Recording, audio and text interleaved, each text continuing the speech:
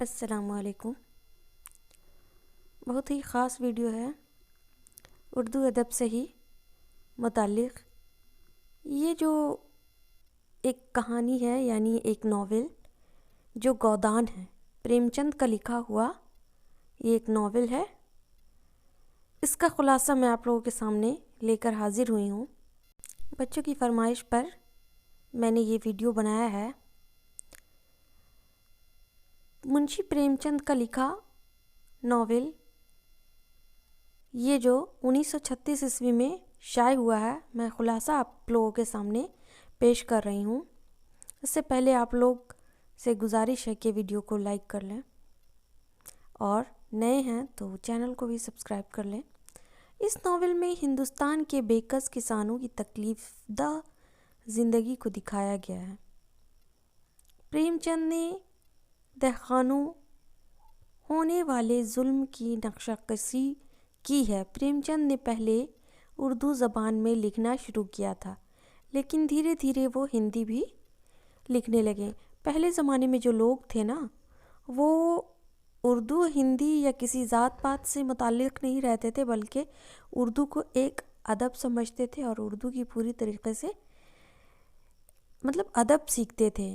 مولوی صاحب سے پڑھتے تھے۔ یہ نہیں ہے کہ وہ غیر مسلم ہیں تو وہ صرف ہندی جانیں گے، سنسکرت جانیں گے، بلکہ اردو اور عربی کی بھی اچھی طریقے سے مطالعہ کرتے تھے، اور ابھی بھی ایسے کچھ لوگ ہیں جو ایسا کرتے ہیں۔ ٹھیک ہے، زبان کی جانب بڑھتے گئے، جبکہ گودان تو سب سے پہلے دیوناگری رسم الخط میں لکھا گیا تھا۔ اسے اقبال بہادر ورما شاعر نے اردو میں ڈھالا تھا، لیکن اب اسے اردو ناول ہی قرار دیا جائے گا۔ تو یہاں پر بات جو ہو رہی ہے پریم چند، یعنی ان کا پورا نام جو ہے منشی پریم چند تھا اور دھنپت رائے اصل نام تھا۔ شروع میں وہ اپنا جو لکھتے تھے، اپنا پروف دیتے تھے، تو انہوں نے نواب رائے اپنا نام کیا تھا، جو بعد میں پھر پریم چند ہی انہوں نے کر دیا۔ گودان ناول جو ہے اردو کا شاہکار ناول ہے۔ اس کو ہندی میں بھی کیا گیا ہے اور اردو میں بھی کیا گیا ہے۔ غیر مسلم لوگ ہندی میں باضابطہ پڑھتے ہیں اور ان کے سلیبس میں بھی ہے، اور اردو سبجیکٹ والے کے بھی سلیبس میں ہے۔ یہ پوسٹ گریجویشن، انٹر، حتیٰ کہ پی ایچ ڈی تک UGC نیٹ JRF میں تو آنا ہی آنا ہے۔ اس سے سوال و جواب جو اس ناول کو اچھی طریقے سے پڑھ لیں گے، ان کے لیے کسی طرح کا کوئی دقت نہیں ہوتا ہے۔ دیکھیے، اس ناول کے کردار واضح طور پر طبقات کی نشاندہی کرتے ہیں، یعنی طبقہ کس طبقے پر لکھا گیا یہ ناول ہے۔ ہوری اور دھنیا کسانوں کی داتا دین جھنگری سنگھ اور منگرو شاہ مذہبی پیشواؤں اور ساہوکاروں کی رائے اگر پال سنگھ زمینداروں کی کھنہ اور مرزا خورشید نیز انکار متوسط طبقے کے لوگوں کے بارے میں لکھا گیا ہے۔ رائے گرپال سنگھ زمینداروں کی کھنہ، سرمایہ داروں کی سنہا اور مرزا خورشید نیز اومکار ناتھ متوسط طبقے کے دانشوروں اور قومی رہنماؤں کی نمائندگی کرتے نظر آتے ہیں۔ ناول کا مرکزی کردار ہوری ہے، جو کہ کسان ہے۔ اس کی موت پر ناول کا اختتام کر کے پریم چند نے یہ ثابت کرنے کی کوشش کی ہے کہ انہیں سمجھوتے پر اعتقاد نہیں رہا تھا۔ آئیے اب ناول کا پورا خلاصہ دیکھتے ہیں۔ یہاں پر مجھے جتنا ہو سکے گا میں اس کا خلاصہ آپ کے سامنے پیش کروں گی۔ بہرکیف میں یہ کہنا چاہتی ہوں بچوں سے کہ آپ اس ناول کو ویب سائٹ پر آن لائن پڑھ سکتے ہیں۔ ریختہ میں اردو سے اگر ہوگا تو ریختہ میں پڑھیے گا، ورنہ ہندی میں بھی اچھی طریقے سے آپ کو ملے گا۔ ہوری بلاری گاؤں کا ایک کسان ہے۔ اس کے 2 بھائی ہیں، ہیرا اور شوبھا۔ ہوری پر بہت زیادہ لگان اور قرض چڑھا ہوا ہے۔ یہ قرض کچھ بھائیوں کی شادی پر لیا گیا، جو کہ سود کی بدولت اصل رقم سے 100 گنا بڑھ چکا ہے۔ ابھی وہ پہلا قرض نہیں چکا سکتا کہ دوسرا چھوٹا موٹا قرض لینا پڑ جاتا ہے۔ جیسے کوئی آ گیا تو اس کی خاطرداری کرنے کے واسطے ادھار پر ادھار لینا پڑتا ہے، سامان لے لیا وغیرہ۔ شادی شدہ ہو گئے ہیں، بس ایک بیٹی بیٹھی ہے، اس کی شادی کے بعد کوئی بھی اس کا خیال نہیں رکھے گا، اس لیے وہ چاہتا ہے کہ یعنی سب بچے ان کی شادی ہو گئی ہے، اپنے لیے ایک پتنی کا انتظام پہلے ہی سے کر لے۔ ہوری فوراً اپنی ایک رشتہ دار کے بارے میں بتاتا ہے کہ وہ ہے، اگر بات چل پڑی تو شادی ہو جائے گی۔ پوری فیملی، پورا کنبہ کے بارے میں اس میں دیا ہوا ہے۔ ظاہر ہے مکمل ناول جو ہوتا ہے اس میں ایک نہیں بلکہ پورے خاندان در خاندان کے بارے میں تفصیلات اور پوری طرح سے، اور جو بولنے چالنے کا آداب و القاب ہے وہ بھی بڑا رف ٹف نظر آتا ہے۔ افسانہ بہت چھوٹا اور ایک ہی نشست میں پڑھنے والا ہوتا ہے، جبکہ ناول اس کے برعکس ہوتا ہے، وہ ایک پوری کتاب ہوتی ہے نا۔ بھولا کو کیا ہوا چاہیے ہوتا ہے اس عمر میں، کون اس سے اپنی لڑکی دے گا، یہی سوچ کر وہ ہوری کی چاپلوسی کرنے لگتا ہے اور کہتا ہے کہ کرنا چاہتا ہے اسی کو وہ مہرا بنا کر گوبر کو پھنسا لیتی ہے۔ گوبر کو کون پھنساتی ہے؟ اس پر بات ہوتی ہے کہ وہ ایک لڑکی سے عشق کرنے لگتا ہے، ٹھیک ہے، اور عشق کرنے کے بعد وہ ہوری کا جو ایک بیٹا رہتا ہے جس کا نام گوبر ہے، وہ اس کو پھنسا لیتی ہے اپنی جال میں۔ رائے صاحب گاؤں کے مکھیا ہیں، وہ ایک خوبصورت انسان ہے لیکن دوسرے مکھیا کی طرح کے انسان نہیں۔ رائے صاحب جو یہ پوری کہانی یعنی پوری ناول کا پلاٹ ہر ایک الگ الگ طریقے سے تقسیم ہو چکا ہے، اس میں رائے صاحب کا بھی ایک الگ کردار ہے۔ اس میں دو بھائی ہیرا اور شوبھا، جس میں سے ہیرا سے کافی جنگ و غدر بھی ہوتا ہے ہوری سے، تو اس طرح کی بات ہے، جبکہ ہوری بڑا رہتا ہے اور وہ سب کو لے کر چلتا ہے، اسی لیے وہ مقروض ہو چکا ہے۔ مقروض مطلب آپ لوگ سمجھتے ہی ہوں گے نا، قرض دار ہو گیا ہے اور اپنی بچوں کی پرورش میں بھی لگا ہے لیکن دوسرے مکھیا کی طرح کے انسان نہیں ہے۔ انہوں نے کسانوں کے ساتھ نرمی بھی اس لیے برت رکھی ہے کہ الیکشن کے دنوں میں اس نرمی کا سود سمیت فائدہ اٹھا سکیں۔ ان کے امیر دوستوں Omkar Nath, B Mehta, Qayam Bihari, Mr and Mrs Khanna, Miss Malti میں غریب کو ریلیف دینے پر باتیں تو ہوتی ہی ہیں اور مگر عمل کوئی نہیں کرنا چاہتا۔ رائے صاحب کی دوستی بھی رائے صاحب جیسے ہی ہیں، وہ بھی امیر مگر دل کے کنجوس ہیں۔ رائے صاحب کی طرح انہیں بھی صرف باتیں کرنے کا شوق ہے اور غریب لوگوں کی غربت کو کم کرنے کی طرح طرح کے طریقے ان کے پاس موجود ہیں، لیکن کوئی بھی آگے بڑھ کر عملی کام نہیں کرنا چاہتا۔ ایڈیٹر صاحب اپنے اخبار میں شعلہ فشانی سے اتنا زیادہ غریبوں کے بارے میں لکھتے ہیں کہ سب یہی سمجھتے ہیں کہ شاید وہ غریبوں کے بہت بڑے ہمنوا ہیں، لیکن وہ صرف اپنے دل کی جلن کو کم کرتے ہیں جو کہ انہیں امیر لوگوں کو دیکھ کر ہوئی جاتی ہے۔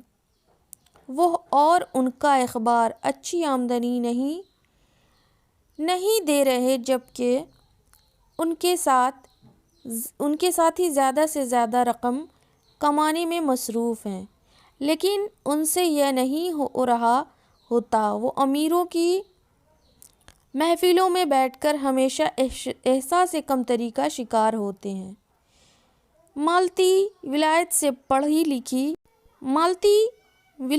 پڑھی لکھی ڈاکٹر ہیں، بہت سے وزراء سے تعلقات ہیں، مگر کسی ایک وزیر سے شادی کا نہیں سوچتی کہ یہ وزراء خالی خلی شخصیات ہیں، وہ کسی آئیڈیل کی تلاش میں سرگرداں ہیں۔ رائے صاحب کی تقریب میں شامل تمام مردوں کو اپنی جانب سے الو بنا رکھا ہے، مگر تمام مرد بھی انہیں کھلونے سے زیادہ نہیں مانتے۔ مسٹر کھنہ مالتی کے پیچھے پاگل ہیں، لیکن نام کے مالتی کے وزراء دوستوں سے تعلقات بنانے کے لیے مالتی کے آگے پیچھے گھومتے ہیں۔ یہ سب مفاد کے لیے متحد ہیں، بس غریب پر ترس تبھی آتا جب وہ باتوں کا یا تو کام ہو یا کوئی چیز ان کے کام کی نہ رہے اور اٹھا کر غریب کی جھولی میں ڈال دی۔ پریم چند کے افسانے میں میکسیمم غریبوں کے اور متوسط طبقوں کے بارے میں بیشتر ملے گا آپ کو، افسانہ اور ناول دونوں میں آپ کو یہ، کیونکہ وہ اس دور کو اچھی طریقے سے محسوس کیے تھے۔ ہوری کی گائے پر سبھی کی نظر تھی کہ 5 سیر دودھ دیتی ہے۔ مکھن ملائی گائے سب کو بھاتی تھی، سب سے زیادہ نظر ٹھاکر صاحب کی تھی۔ ہوری کو ادھار دیتے وقت بھی کہا کہ ادھار مجھے مت دو، 50 روپے میں گائے دے دو، مگر ہوری نے ایسا نہ کیا۔ شام میں کوئی گائے کو زہر دے گیا اور گائے تڑپ تڑپ کر مر گئی۔ سب کا شک ہوری کے بھائی ہیرا پر تھا کہ ہوری کی بیوی دھنیا کی لڑائی ہوئی تھی اس کی، اور اس واقعے کے بعد اس ناول کو اگر آپ پڑھیے گا، ہندی میں بھی دستیاب ہے اور اردو میں، اتنا مزہ آئے گا کہ آپ کو کیا بتائیں۔ ایک کہانی گھریلو متوسط طبقوں سے ریلیٹڈ کہانی ہے، اس کو پڑھنے میں ہندو سماج کے بارے میں پوری طریقے سے تفصیلات دی گئی ہے، اس کو آپ لوگ ضرور پڑھیے گا۔ وہ گھر سے غائب تھے، تھانے سے داروغہ صاحب آئے ہیرا کے گھر کی تلاشی لینے کے لیے، مگر ہوری ڈٹ گیا کہ اپنے بھائی کی عزت نہیں جانے دے گا۔ اس کی اس کمزوری کا فائدہ داروغہ اور دیگر اراکین اٹھانا چاہتے تھے۔ ہوری کو تاعمر قرض میں جکڑنے کے لیے ادھار دیا گیا، مگر یہاں بھی دھنیا آڑے آ گئی اور روپے چھین کر سب گاؤں والوں کو دکھا کر بولی، ویسے تو کوئی پھوٹی کوڑی نہیں دیتا، آج کیسے دینا شروع کر دیا۔ ہوری کے بیٹے گوبر کی بہرہ روی ایک دن برا نتیجہ لائی۔ جھنیا ہل لے کر ان کے گھر آ پہنچی۔ گوبر خود گھر چھوڑ کر بھاگ نکلا اور پیچھے جھنیا اس کے ماتا پتا کے کرموں پر پڑی تھی۔ سارے گھر کا کام کرتی اور رات کو بیٹھ کر الگ روتی۔ بھولا اور اس کے بھائی ہوری کے خون کے پیاسے ہو گئے تھے۔ برادری نے فیصلہ کیا کہ اس بار کی تمام فصل جو ہوری کی ہوئی ضبط کر لی جائے اور 100 روپے لگان لگایا جائے۔ اس وقت لگان کا مسئلہ چلتا تھا، کھیت باڑی لوگ کرتے تھے اور قرض و لگان کا مسئلہ بہت زیادہ ہوتا تھا۔ غریب کسانوں کے لیے ایک بہت ہی دشوار وقت رہتا تھا، سب اس کی اوقات سے باہر تھا، مگر گاؤں چھوڑ کر وہ جاتا کہاں؟ سب جرمانہ ادا کیا، اب گھر میں فاقے پڑنے لگے۔ جھنیا نے بیٹا جنم دیا۔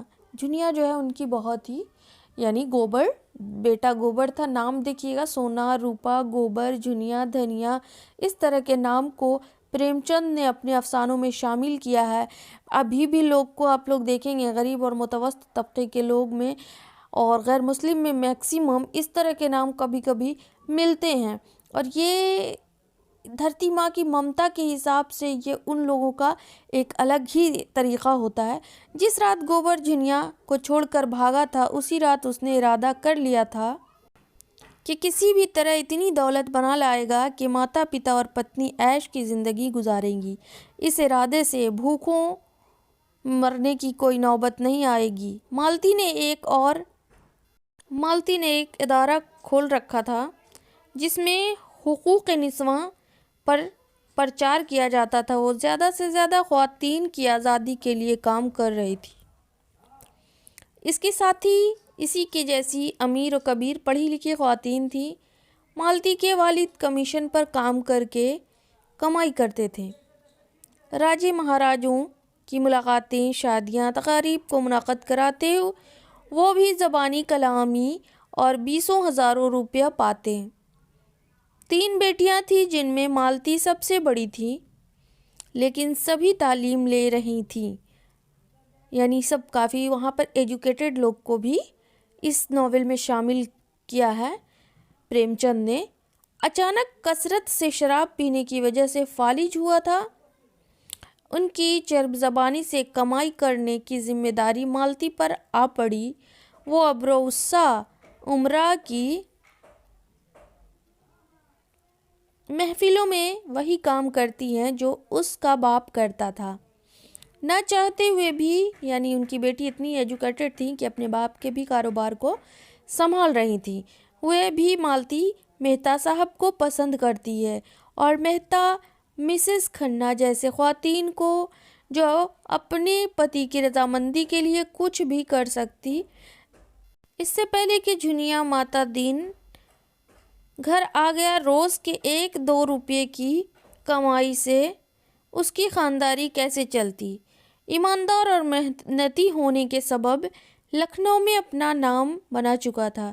سال کے بعد گھر پہنچا، گھر والے بھوکوں مر رہے تھے، ان کا پیٹ بھرا۔ سیاست سے بھولا کو مزید بھولا بنا کر بیل لے آیا۔ گاؤں کی موٹی آسامیوں جن کی طرف سے ان پر سود بڑھا تھا وہ آر پار کیا، مگر جلد باپ کی بزدلی دیکھ کر سوچا کہ یہ تو روز ہی ادھار لے گا اور ان موٹی آسامیوں سے ڈرتا رہے گا، تو کیوں نہ سب کچھ چھوڑ کر جھنیا کو لے کر چلا جائے۔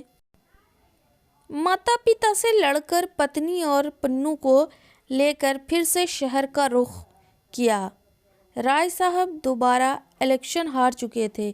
اس بار ان کا حصہ لینے کا ارادہ نہ تھا کہ مخالفت ہونا شروع ہو گئی۔ ہوری پر قرض ویسے ہی تھا، مگر سونا 17 کی ہوئی جا رہی تھی۔ اس کی سگائی ہوئی پڑی تھی، مگر پیسہ ہاتھ میں نہ تھا کہ دہیج بنا سکے۔ دلاری کریانے والی سے مانگا، وہ وعدہ کر کے مکر گئی۔ باقی سب سے گوبر بدتمیزی کر کے گیا تھا۔ وہ ہوری کو منہ نہ لگاتے۔ ایسے میں تپشوری کی داشتہ نہری نے 100 روپے ادھار دیے۔ بنا سود کے وہ نئی عزت پانے کے چکروں میں تھی، یعنی سود بٹا اور گاؤں دیہات کے مطلب بہت ہی زیادہ مفلک الحال طبقوں کا بھی اس میں بیان کیا گیا ہے اس ناول میں، اور کافی ڈیولپڈ لوگوں کے بارے میں بھی انہوں نے بات کی ہے، ان پر کافی طنز تشنا کیا ہے اور اس کو اپنے قلم کا ایک اہم بنایا ہے۔ اسی لیے گودان ایک شاہکار ناول میں شمار کیا جاتا ہے۔ اس کا کوسچن آپ کو بیشتر UGC نیٹ میں آتا ہے تھی کہ ہر طرف اس کا نام ہو۔ تپشوری کی لاڈلی کیا ہوئی تھی، سارا گاؤں عزت سے بات کرتا کہ جس کو لگان معاف کرانا ہوتا وہ ان سے کرواتا۔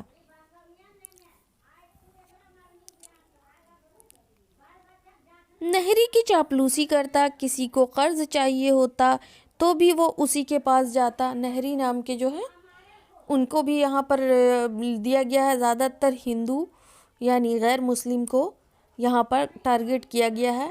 ویسے ایک ہندی میں جو ہے ان کا افسانہ ہے، افسانہ بدنصیب ماں کا جو ہے وہ ہے ہندی میں 4 بیٹوں کی ودھوا، ٹھیک ہے، یہ بھی آپ لوگ پڑھ لیجئے گا، اس سے آپ کو آنا ہی آنا ہے۔ یہ میرا گریجویشن میں آیا تھا کہ بدنصیب ماں، اور میں نے پڑھا تھا ہندی میں اس کو 4 بیٹوں والی ودھوا۔ بہت ہی عجیب افسانہ ہے، انسان جب پڑھتا ہے تو انسان کو بہت زیادہ افسردگی معلوم ہوتی ہے۔ اب دیکھیے آگے، کسی کو قرض چاہیے ہوتا تو بھی اس چرنوں میں جا پڑتا۔ اس عزت نے اسے مزید عزت کا بھوکا بنایا، اور اس نے غریب کسان کی بیٹی کی شادی کے لیے 100 روپے دیے۔ مسز کھنہ یوں تو بہت زیادہ غریب پرست بنے ہوئے تھے۔ ان کی مل کی مزدوروں نے روپے بڑھانے کے لیے ہڑتال کی، انہیں پولیس کا سہارا لے کر خوب پٹوایا، اکثر ہی دم توڑ گئے۔ کچھ ہی دنوں بعد ان کی مل میں آگ لگ گئی اور وہ دیوالیہ ہو گئے، یعنی تباہ و برباد ہو گئے۔ دیوالیہ یعنی ان کے پاس کچھ بھی نہیں رہا، گوبر جب جھنیا کو لے کر لکھنؤ شہر پہنچا، معلوم ہوا کہ جھنیا سے وہ عشق کرتا ہے، اس کے بعد اس کو اپنا بناتا ہے۔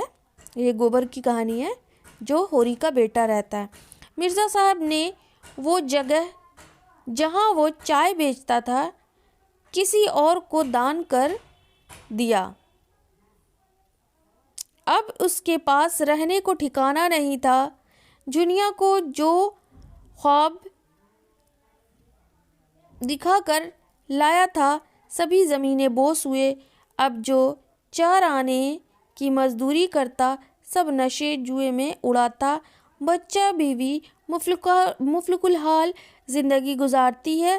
اور اسی طرح یہ اور آگے آپ کو پورا کا پورا خلاصہ آپ کو پڑھنے کے بعد خود بخود سمجھ میں آ جائے گا۔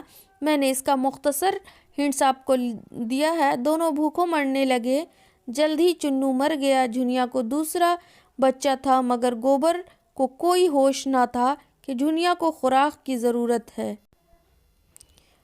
اسی طرح ضرورت ہے، ایسے میں پوری ایک رات درد زہ سے تڑپنے لگی اور اسی طرح اختتام ہوتا ہے۔